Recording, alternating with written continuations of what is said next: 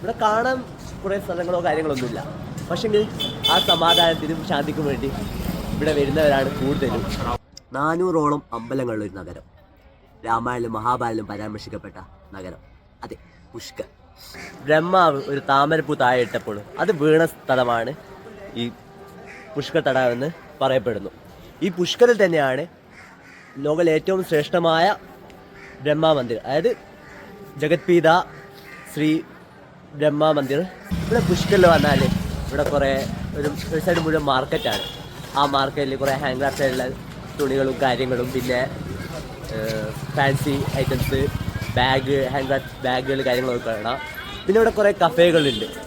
ഇവിടുത്തെ പ്രധാന ഭക്ഷണം എന്ന് പറഞ്ഞാൽ, ഭക്ഷണമല്ല, സ്നാക്സ്, മൽപ്പുവ, അത് സ്വീറ്റാണ്. പിന്നെ കച്ചോടിയും സമൂസയും കാര്യങ്ങളൊക്കെ അല്ലാതെ നമുക്ക് ഇവിടെ കിട്ടും. ഗാവുഘട്ട്, ഇവിടെയാണ് ഗാന്ധിജിയുടെ അസ്ഥി വെക്കിയത്. അതുകൊണ്ട് ഇപ്പോൾ ഇതിന് ഗാന്ധിഘട്ട് എന്നും പേരുണ്ട്.